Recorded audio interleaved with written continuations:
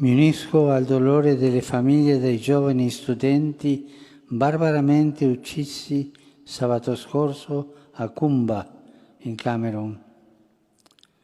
Provo grande sconcerto per un atto tanto crudele e insensato, che ha strappato alla vita i piccoli innocenti mentre seguivano le lezioni a scuola. Che Dio illumini i cuori perché gesti simili non siano mai più ripetuti e perché le martoriate regioni del nord-ovest e sud-ovest del Paese possano finalmente ritrovare la pace. Auspico che le armi tacciano e che possa essere garantita la sicurezza di tutti e il diritto di ciascun giovane all'educazione e al futuro. Esprimo alle famiglie, alla città di Kumba e a tutto il Camerun il mio affetto e invoco il conforto che solo Dio può dare.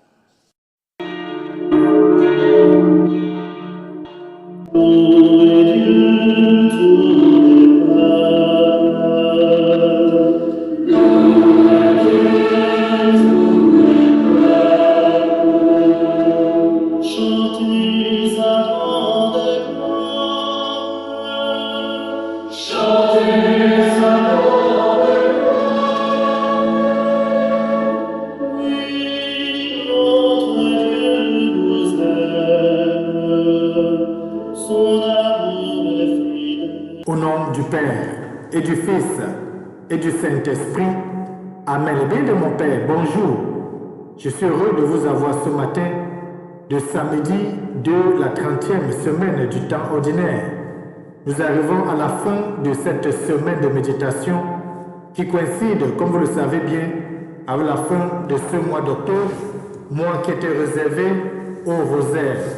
Eh bien, mon Père, nous rendons grâce au Seigneur qui nous a permis pendant tout ce temps de parcourir tous les textes de liturgie, les textes bibliques, les textes de lecture.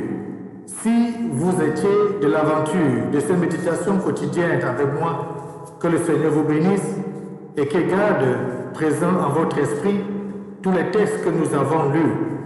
Et si vous étiez toujours avec nous et que vous faisiez, n'est-ce pas, cette expérience de partager dans votre différents réseaux, que le Seigneur vous bénisse également, car nous allons le voir, Saint Paul invite chacun et chacune à être un agent d'évangélisation, à être celui-là qui annonce le Christ à contre-temps et qui annonce l'évangile à ses frères et sœurs. C'est pour cela que je vous invite de façon particulière, pour le restant des mois qu'il y a devant nous pour cette année, que chacun s'arrange à se fournir une base de personnes, au moins 100, 150, voire 200 personnes de sa liste de contacts à qui envoyer la méditation. Notre objectif, vous le savez, c'est à la fin du mois, c'est de toucher 25 000 personnes qui méditent chaque jour la parole de Dieu. Vous avez aussi dans le compte YouTube méditer et lire les textes qui sont donnés et aussi s'inspirer des images qui peuvent accompagner notre méditation. Sachez-le, nous sommes toujours ouverts à vos observations, à vos questionnements, à vos demandes de prière, de célébration eucharistique, info@ricard.net ou alors vous pourrez aller à www.ricard.net pour mieux connaître comment nous fonctionnons. Eh bien, mon Père, aujourd'hui, nous avons deux textes de lecture, deux textes de méditation. Nous allons continuer la lecture de la lettre de Saint Paul apôtre aux Philippiens, au chapitre 1, les versets 18 à 26. Dans ce passage, Saint Paul va dire que pour lui, vivre, c'est le Christ et mourir est un avantage. Il va d'ailleurs dire dans le texte qu'il est partagé entre retourner vers le Christ par la mort, parce que c'est ce qui est meilleur et souhaitable, et continuer à vivre ici sur la terre pour annoncer la bonne nouvelle et racheter ceux qui sont perdus, ceux qui ne connaissent pas encore Jésus-Christ. Voilà comment nous pouvons être tous les jours dans notre vie, partager entre voir la gloire de Dieu pour continuer sa mission sur la terre. Et là, la question est essentielle et la question que nous devons nous poser, c'est quelle est la véritable mission que Dieu m'a confiée sur la terre? Comment je suis utile auprès de mes frères et auprès de mes sœurs? Comment est-ce que je suis utile dans l'humanité? Ce sont des questions qui peuvent nous habiter. Ensuite, nous allons méditer l'évangile de Jésus-Christ selon Saint Luc au chapitre 14, les versets 1 à 7, puis 7 à 11. Dans ce passage spécifique, Jésus-Christ va dire que quiconque s'élève sera abaissé et qui s'abaisse sera élevé. Bien sûr, ça sera par rapport à l'observation qu'il va faire dans la maison d'un chef des pharisiens qui vient occuper la première place et il va donner un conseil qui peut nous aider dans notre vie de tous les jours lorsque nous sommes invités dans les différents endroits et cérémonies. Tournons nos sens à l'intérieur et apprêtons les biens de mon Père, les textes de ce jour à chacun et à chacune. Bienvenue.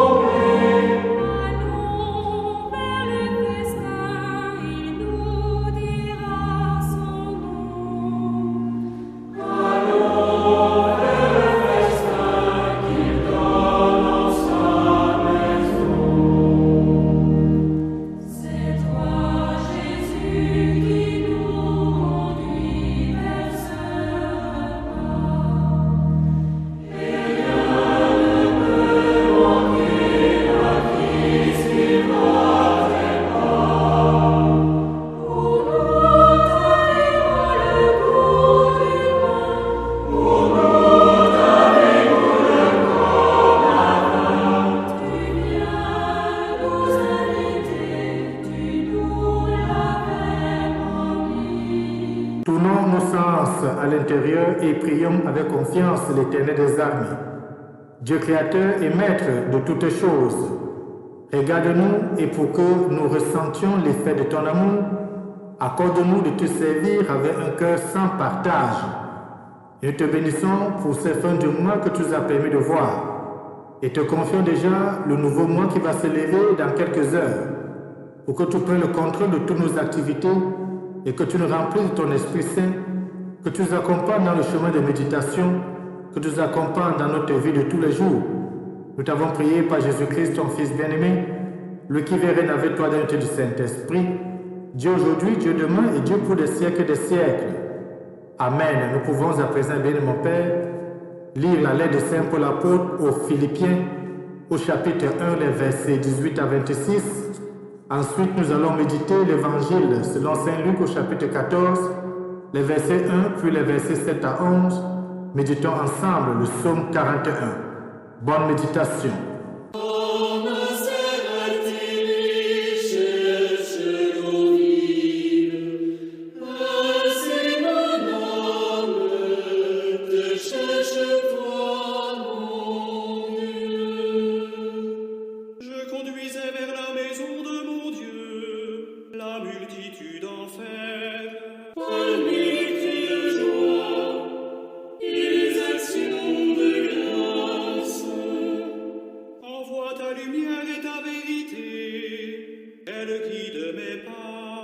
Ils me conduisent à ta montagne sainte, jusqu'en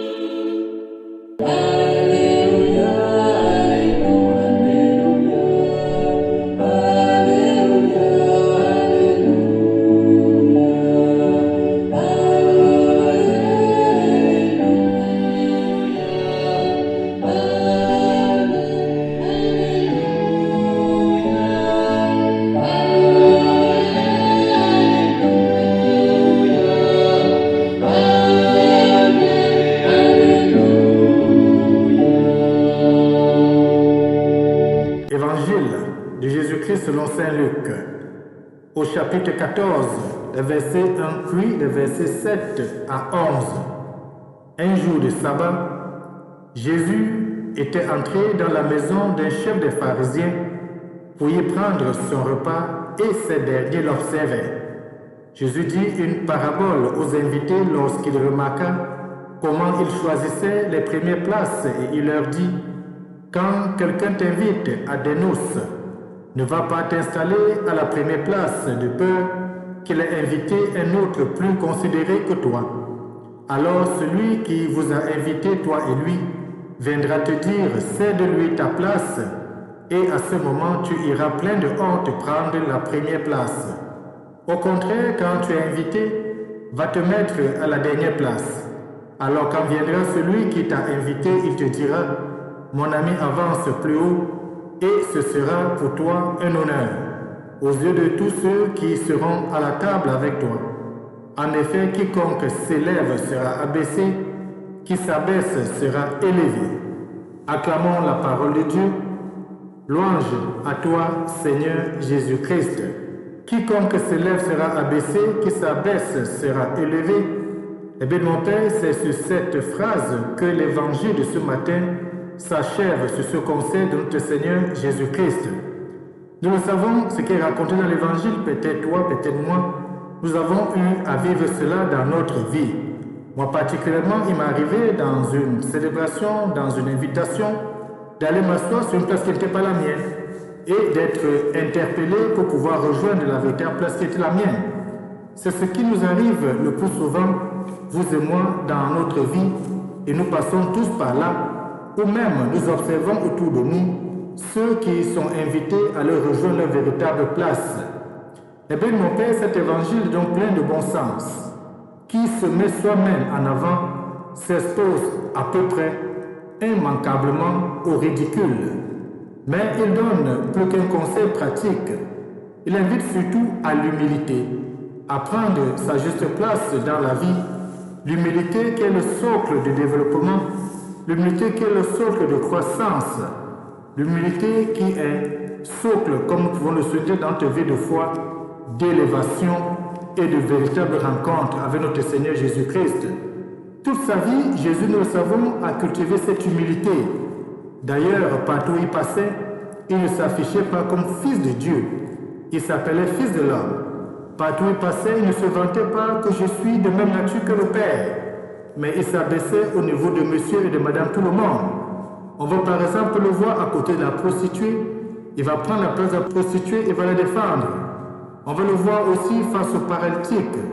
Et il y a déjà, nous l'avons vu agir en faveur de celui qui avait cette maladie où il a guéri le jour du sabbat. Rien n'échappe au Seigneur le béni de mon Père. Au cours du repas, il remarque impressément des invités à choisir les places les plus honorifiques. D'où la parabole qui n'est pas un traité de bonne conduite humaine et spirituelle, ni une série de préceptes destinés à nous faire bien voir de Dieu par un effacement trop visible. Le Christ Jésus, notre frère dans la foi, parle d'un repas de noces. Et quand on parle de noces, on fait allusion au festin des noces de l'agneau, festin aux noces de l'agneau auquel tous les croyants seront invités et conviés, dont toi et moi, nous sommes les premiers conviés. C'est lui qui préside tout repas pris dans son souvenir. Toute célébration de l'Eucharistie, c'est le Christ qui est au cœur. D'ailleurs, c'est lui qui souffre et c'est lui qui est l'unique sacrificateur. L'essentiel pour nous est de rester dans la communion du Maître, c'est de rester dans la contemplation de l'époux et c'est ce à quoi nous sommes invités chaque fois que nous participons à la célébration eucharistique, comme demain, dimanche, premier jour de la semaine, tu seras appelé à y faire. Dans cette communion et cette contemplation, chacun de nous, nous découvrons notre vraie place qui est la dernière, car c'est celle que le Christ a prise parmi les vivants. Rappelons, le Christ s'est abaissé, il s'est abaissé, lui qui a quitté son trône céleste, à tel point qu'il était jugé par l'homme, condamné par l'homme et tué par l'homme, alors que lui qui était vrai Dieu. D'ailleurs, c'est ce que le prologue nous dit, au commencement était la parole était Dieu, la parole était auprès de Dieu. Tout a été fait par la parole et rien n'a été fait sans la parole. Jésus-Christ a pris la dernière place jusqu'à être cloué sur la croix comme un vulgaire brigand, comme un vulgaire bandit. Et chacun de nous, dans la démarche malaisée pour trouver sa vraie place, possède une ressource infinie. Invité à partager son repas de noces, nous y retrouvons le Seigneur de la vraie pauvreté qui veut nous la communiquer. Non point celle que nous avions rêvée, celle que lui-même attend de nous voir vivre. Vivre cette intimité d'humilité, de simplicité. Et d'ailleurs va nous dire que celui qui n'a pas le cœur comme un cœur d'enfant ne pourra pas entrer dans le royaume des cieux. Un enfant, un cœur saint, un cœur dépourvu, un corps pauvre, un cœur, comme nous pouvons le dire, dépouillé. Tournons nos sens véritablement en lui aujourd'hui et surtout en cette fin de semaine pour lui laisser la première place dans notre vie. Oui, Jésus-Christ doit être l'alpha et l'oméga dans tout ce que nous faisons, dans tout ce que nous entreprenons. D'ailleurs, il va nous dire, cherchez d'abord le royaume des cieux et toutes les autres choses vous seront données par surcroît. Il ne demande pas de chercher toutes les choses, les biens du monde, les plaisirs du monde, les matériels du monde, et d'avoir en dernier lieu le royaume des cieux. Il nous demande de chercher justement d'abord ce royaume des cieux et tous les autres, la vie, le bonheur, la joie, viendra par surcroît. Et qu'il nous bénisse aujourd'hui et nous garde dans son amour et qu'il donne à chacun de nous la force nécessaire d'aller demain vivre la célébration eucharistique dans laquelle lui, le Christ, nous invite, lui qui préside. Et ne manquons pas donc demain la messe bénie de mon Père. Allons prier, allons nous humilier, allons reprendre la place qui est la nôtre auprès du Christ et qu'il nous bénisse et nous garde, lui qui est Père, Fils et Saint-Esprit. Amen. Bonne journée et bonne fin de semaine.